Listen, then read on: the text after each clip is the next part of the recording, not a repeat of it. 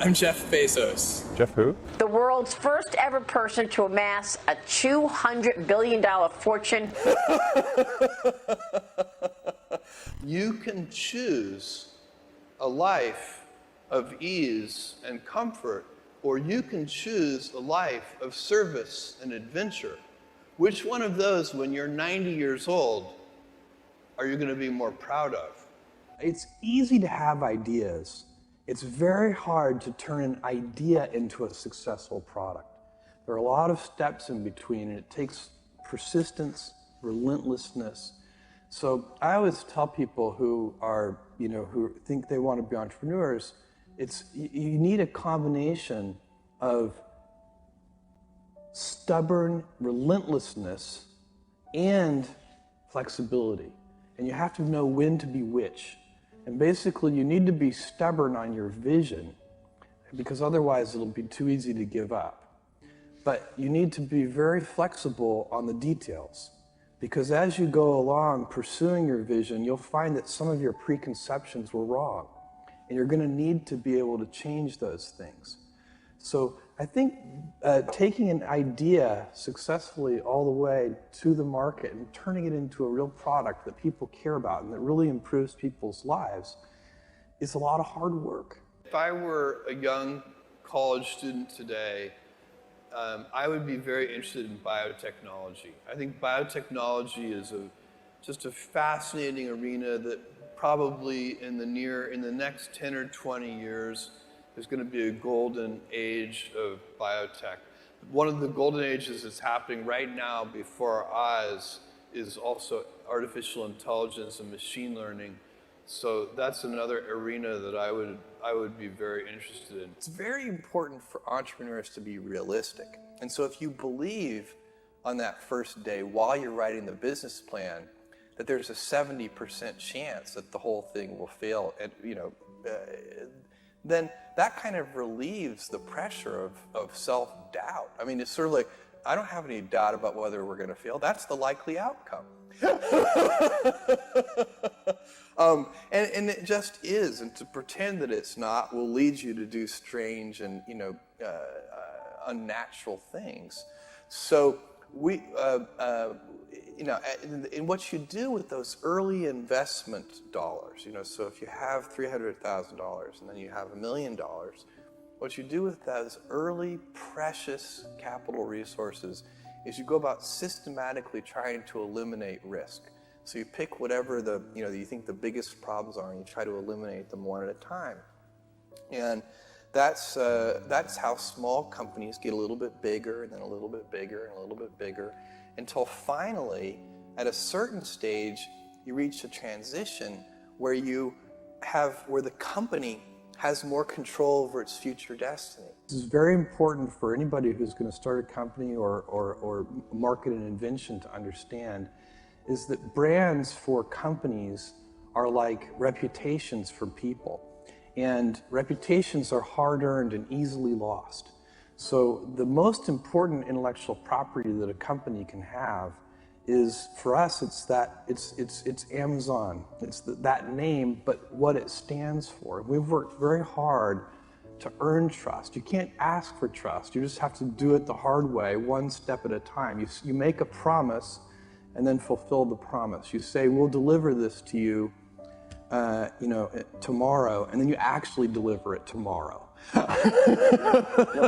And if you do that over and over again, then ultimately you can instill your company's name with a reputation. And that's, I think, sometimes people talk about brands in this very amorphous way, but for me, I like to think of it as a person, and what is the reputation that person has, and how have they earned that reputation? Everything I've ever done has started small.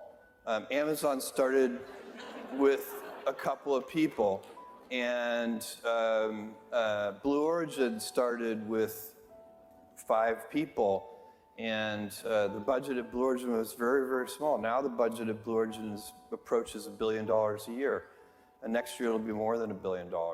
And Amazon literally was 10 people. Today it's 500,000 people, but it's hard to remember for you guys, but for me it's like yesterday I was driving the packages to the post office myself, and hoping one day we could afford a forklift. And so for me, I've seen small things get big, and it's part of this day one mentality. I like treating things as if they're small. You know, Amazon, even though it is a large company, I wanted to have the heart and spirit of a small one. I often tell people that I work with, if you can get, because people have very high standards for how they want their work life to be. And I said, look, if you can get your work life to be where you enjoy half of it, that is amazing.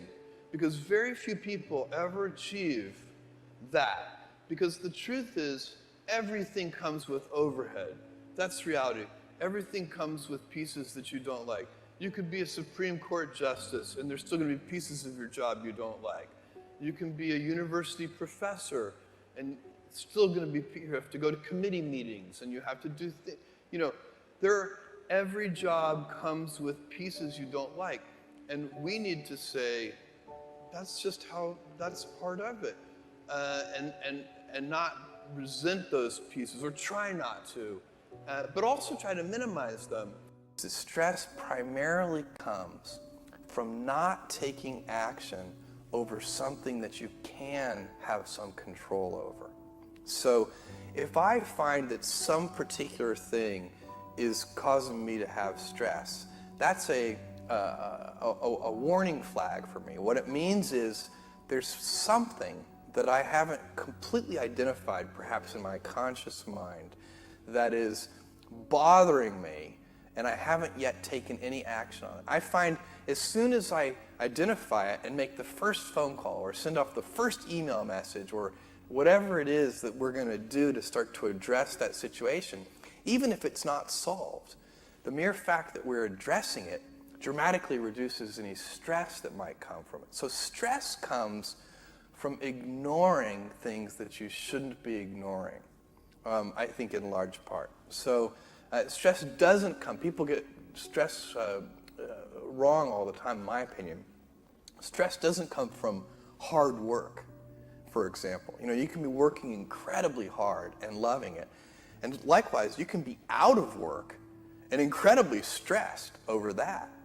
So, and likewise, if you kind of use that as an analogy for what I was just talking about, if you're out of work, but you're going through, a disciplined approach of, a series of job interviews and so on, and working to remedy that situation, you're going to be a lot less stressed than if you're just worrying about it and doing nothing.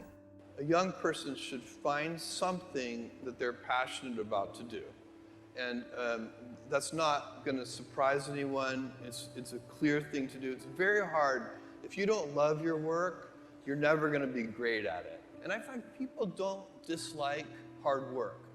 What people dislike is being out of control. Like, they can't control their life. They can't control their environment. This happens to me when I get overscheduled. I hate being overscheduled. I want some time to be able to think and free myself. We all have the same amount of time in the world. Nobody has more time than anybody else. And when you become a very successful person, one of the things, you start to get overscheduled. And so you have to guard your time and try to stay a little bit flexible. So that's, for me, it's not a waste of time, but I like to have some freedom of movement rather than having every minute of every day scheduled. I actually don't like Plan Bs. I find Plan Bs they defocus you from Plan A.